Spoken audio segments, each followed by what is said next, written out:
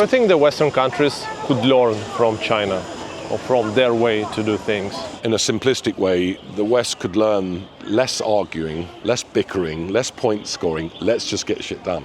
And that's what they do really well here. Yeah. If they need to chop down 10 trees and replant them, they do it. There's not a huge discussion. Once they've decided it's a good idea, they'll get on with it, and it will be done very quickly. And I think that is something, traveling around an amazingly beautiful country like New Zealand, to replace a street lamp seems to take forever.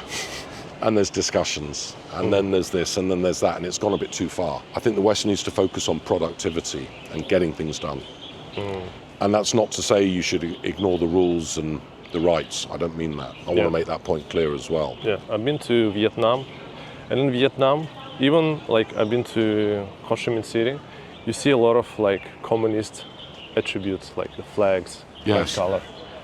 But China is well known, based on the Western media, being a communist country. Yes. But here on the streets, I don't see the sign. Maybe it's Guangzhou, I don't know.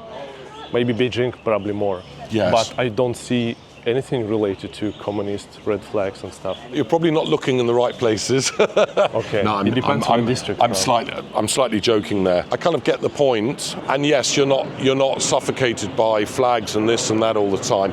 However, it is not deep under the surface. Okay. And at the right time, all of that stuff does appear. So metaphorically and even literally.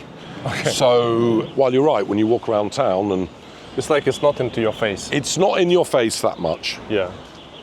but it's always there. And if you switch on the TV and you watch the films, this stuff is a recurring theme with kind of everything. The state in China is extremely powerful. And that's what people in China, if you look at traditional values and Chinese values, people expect a strong state. This is seen as a good thing, a virtuous thing, and it's part of the culture as much as part of the political system. 你给我们一个中东评判，还有2个 Happy Month 两杯，谢谢。 What's the main challenges of doing business, running business in China? Firstly, we have to remember that China's a pretty rational market as far as business is concerned. Yeah. There's no mystery. It's Yeah. not exotic. It's not like, I know when you're new in China, they'll give you these courses on, Guanxi and Chinese culture, and you have to hold your card with 2 hands and all of this stuff, right? Yeah. That's all gone. Yeah. Nobody takes that very seriously. Yeah. You need to respect the local culture, but the local culture is not that far removed from what we're used to in the Western countries. You set up a company, you have directors, you have general management, you open a bank account, and all that stuff's now online. So back to the technology point. So in terms of the institutional framework for setting up a business, it's pretty good here. Yeah. Nearly every industry, you can set up your own business. You don't need a partner. You get your license. You could, Max. You could open a restaurant here down the road. You could have your license within a few weeks. No nasty surprises. As long as you follow the requirements, you will get your license with your name on it. So it's legally protected. There's quite a sophisticated company law here. So in that sense, it's not that difficult on the institutional side, especially for most. There are industries that are more sensitive. That gets a bit more complicated. But for most things, trading, services, F&B, hospitality, and that's opened over the last 20 years. It opens every year. So there's very few industries now where there are no foreign ownership allowed, and the vast majority, 100% foreign ownership is the norm. Number one. In terms of the question about is it easy to do business in China, yes and no. It's easy in the sense that things work quite rationally, but it's difficult because there's a lot of competition here. I was talking to a friend of mine who's one of the brand ambassadors for a big multinational company. One of the things they make is shampoo. He told me they're competing against nearly 600 shampoo brands. 600 brands of shampoo? Yeah. I didn't say this to him, but shampoo's shampoo. There's not that much difference. What you're allowed to put on your hair and in your eyes and in your face. 600 brands. So there's a lot of competition. People often see the China market as one homogenous market. It's not. So people in Guangzhou, their lifestyles, spending habits, how they live, culturally, it's very different from up in Harbin. It's like comparing people in Iceland with Greece. with England, with Moscow, with Norway, with Spain, Portugal. China's a big country. So understanding huge variations regionally, that also translates into how people spend money. Here, people spend a lot of money on eating out, eating and drinking. Shanghai, they'd rather have a nice luxury brand handbag. Generalizing, of course. But, so understanding the market can be challenging. And I think quite a few foreign companies, and from what I saw with many clients, they sort of jump into China with this idea it's this big, huge market, which it is, without really understanding the nuances as to how you find your target group, how you market to them, how you sell to them in this world of intense competition. In China, I have to be honest and say, this is my office. Yeah. WeChat. WeChat, yeah. WeChat is my office because WeChat is how we connect to everybody. Yeah. The team, all the stakeholders of the business, whether the suppliers, customers. Everybody. And WeChat's got huge functionality, as you probably know. It's like super app. You can do anything. You can do anything. And then you've got a work WeChat as well. Yeah. So the work WeChat it's called Enterprise WeChat, and that's got all your work groups. You've got your Google Drive here, you've got your emails here, you've got your workspace, shared folders, subfolders, calendars, you name it. Nice. So WeChat's a little bit like, imagine combining Facebook, Twitter, Instagram, WhatsApp, Google Drive all into one platform. Yeah. And it kind of works a bit like that. So although I don't like phones and social media that much personally, you can't live without this. Yeah. This is an absolute must. That's it. And even on this, on WeChat, you've got your payments, but it's not just paying so-and-so. You've got your cards, insurance, your utilities, coins, charity, flights, Didi, your Uber type things, hotel bookings. It just goes on. And it's all kind of linked up. Then you've got your sort of Twitter type stuffs where you share what you've been doing. And then you've got your lives, so you can, anyone who's live streaming nearby, and you can go into whatever subject matter you want. You can also, we could create a live stream immediately on this. It's insane. People who do business with China, because Western social media is generally blocked here. So if you want to talk to anyone in China, you can't do it without WeChat. Yeah. No choice. In America, you can be a professional waiter for 30 years. You can be very highly respected. You can earn a lot of money as well. Yeah. So in China, it's not like that. It's slowly, society is becoming more mature. Vocational training is on the up. It's not just what you do to earn money, but it's how you go about it. People are also fruitful now. Finding the right people is definitely not that easy. And there's a lot of trial and error, and to be blunt, out of 10 people you find, not all 10 of them will work out. Having said that, what we found is by creating an environment where they feel they can learn and develop, not just in terms of their day-to-day jobs, this has meant that our retention of staff is pretty good. In an industry which is really tough, I mean, all over the world, the turnover rate of staff is very high in hospitality. Lots of people don't want to do this or don't want to stick at it for long. We've managed to do pretty well, I think. Over 70% of our team have been with us for over 2 years. And I can't remember the exact figure, but nearly 30% are more than 5 years now, which in this industry is a long time. Yeah, it's a long time, for sure. Also, a lot of people leave and come back. In fact, today somebody came back who left a while ago. We do that through, as I said earlier, creating that environment where people can sort of be nurtured and learn. We take people overseas, so every year we take a group of people, typically to New Zealand. We visit suppliers, we hang out and have fun, we go and watch live music, we try and do a lot of stuff like that. What part of you think is British, and what part of you is like Chinese, like mentality-wise now? So I guess the British side of me, if there is such a thing, I mean obviously sense of humour, but actually British and Chinese senses of humour are not completely different. If you put subtitles on a lot of British comedians or shows, Chinese people will find it very funny. A sense of following the rules, in the UK, there's still, despite all the problems you read about non-stop, I think there's still a sense in the UK of the rule of law, doing the right thing, being transparent and open. Yeah. having certain ethics in how you do your business and how you conduct yourself. Not saying for 1 minute that everyone in the UK behaves like that. We know that's not the case. But that's quite enshrined in the education and in society. That sense of tradition is quite strong. So I guess I've inherited some of that. Also, working as a British lawyer in the English legal system, which is built on that over centuries. So there's that sort of continuity and tradition. On the Chinese side, I'm influenced by the vibrancy of Chinese culture. I love the pragmatic, let's just get shit done. Yeah, let's try it. If it doesn't work, we'll patch it up and try something else. Yeah. I also like the sense of friendship that you often find here, where, and again, all of this is such generalizations, right? But I'd say, and I've seen it through my wife and her family and everything, this sense of sharing. Often in the West, it's not just a British thing, this is mine and that's yours. The bill comes, I pay my bit, you pay yours. It's a lot of dividing up the cake. Yeah. Whereas I think in Asia generally, but in China definitely, there's a sense, well, this cake belongs to all of us. Yeah. And I see it, I see it in Happy Monk all the time. Bill comes, give me the bill, I'll pay it. What do you want, another drink?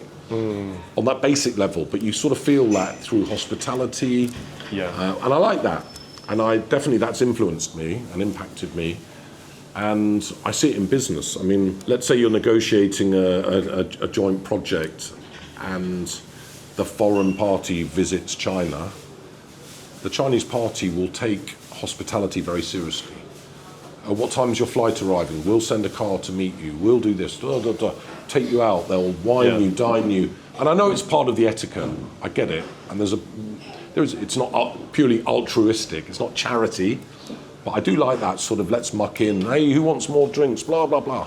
In the West, it can be a little bit like, well, I'll see you on Monday morning at the office, and here's the map to get to your hotel.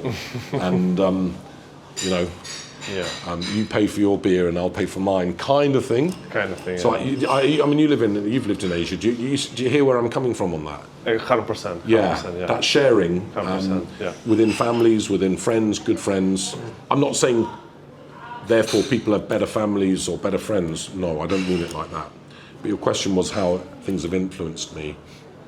And I would say that would definitely be one. Generally, again, we're going to generalise. In the UK, there can be a tendency of, I've got an idea. And it gets shot down in 5 seconds. Why it can't be done. Can't do this, can't do that. Oh, I'm finishing work at 6 o'clock. I'm busy, blah, blah, blah. Here it's, hey, that sounds fun. Let's try and make it happen.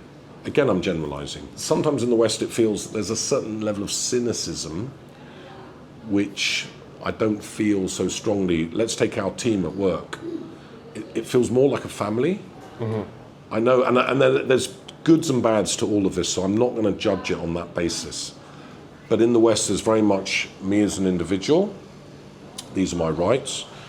You pay me to work till 6 o'clock, so if I work till 7 o'clock, you owe me something. Which makes sense in a business relationship. I've given you an extra hour of my labour, you give me an extra hour of money. But in Australia, they've just passed some regulation that you're not even meant to phone. Businesses cannot even phone people on a weekend. They cannot contact staff on a weekend. Legally, they cannot contact. I'm not sure what the consequences, but this was just announced a month ago. Okay, interesting. To Chinese people, this sounds ridiculous. Right? Now, I know a Westerner would say, oh yeah, but that's because in China people trample on each other and exploit each other and blah. But I don't think it's that simple. No. I think here there's a sense of, well, shit, let's get shit done. Yeah? In Singapore, it's the same. I remember a good example. 9 p.m., what's up? Yeah. Saturday night. Something he's doing, you just do it, right? Yeah. Within reason. I remember my brother who works in Hong Kong was saying, so he was in a global role, and one of his roles was looking after IT infrastructure. And he'd say that if on a weekend there was an IT problem that affected global IT infrastructure, the team in Hong Kong, the team in Singapore, they used Singapore as an example, the team in Vietnam, you'd message and you'd get an answer pretty quickly. And if the guys had to, they just fix the problem. Come to England, Australia, Canada, it's a different story. It's I'm at a barbecue and I'm really busy and I'm with my family and I can't do this. Can I do it on Monday? Now, you could argue lots of things, who's good or bad. I'm not going to do that here. But I like that. I like that aspect of living here. Yeah. That sort of, let's just get it done, and you give something here and you might get something back there. It's not so balanced and measured and kind of thing. Yeah. I really enjoy that. Yeah. You have a lot of locals coming to your place. Yes, 90% 90% locals. customers, yes. Okay, and the food is like fusion, maybe more Western inclined, yeah? Yes. So the regional inspiration for here was the Belgian beer bar, Okay. which was very popular back in the early 2000s. Yeah. In London, there were loads of Belgian beer bars, Yeah. and so the name came from the Trappist beer. Yeah. So I don't know if you know that the monks in Belgium still brew a lot of beer.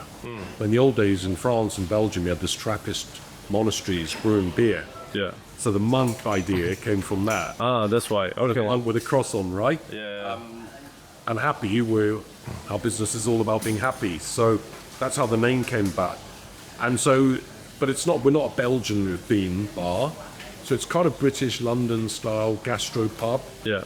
To answer your question, the menu is definitely very Western style, but we're a gastro bar, so we have nice food. We're a restaurant with nice drinks and a bar with nice food, Yeah. and that combination has worked pretty well. So people come for dinners, companies book tables for big dinner celebrations, or people come after dinner. Our busiest time of the day is normally 8, 9, 10 o'clock bite. Yeah. So dinner and then after dinner. And lunchtime a bit as well. Your official title is OBE. That means other buggers' efforts. Okay, that's I didn't know you were Order gonna of the bring this one British Empire.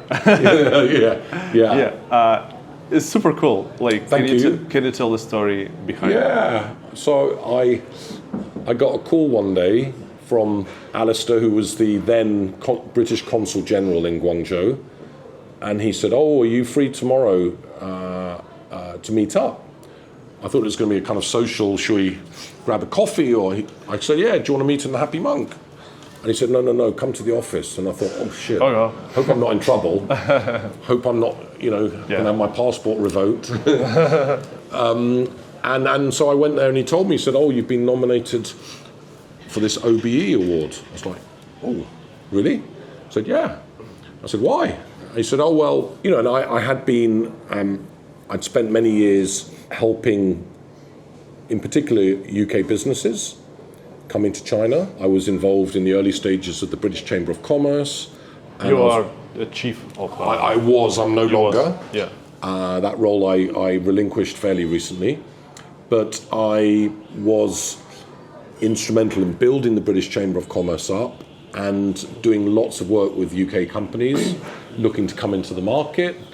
I did a lot of travelling to the UK, sharing kinds of things that we're talking about today. Also helping the British government, the consulates, the embassy with legal issues that they come across, some consular issues. As a consequence of all of that, I was nominated. I don't know who nominated me. They never tell you. But it was a real surprise, and obviously it was kind of I was flattered. It was an honour. And being able to take my wife and my mum and my sister to Buckingham Palace to receive this award, that was special. From? It was King Charles, right? Yeah. Prince Charles at the time. Charles, yeah. It was a beautiful ceremony. Yeah. It was amazing. Very kind of British pageantry. Everything was done to the second. Yeah. Beautiful surroundings. That was amazing. Growing up in London, you always imagine what it was like in the palace, somewhere no one ever went. Yeah. So driving in, they opened the gates, and you went into the building. It was like, wow. Wow. So that was a real kind of honour, I guess. And yeah, I didn't expect that.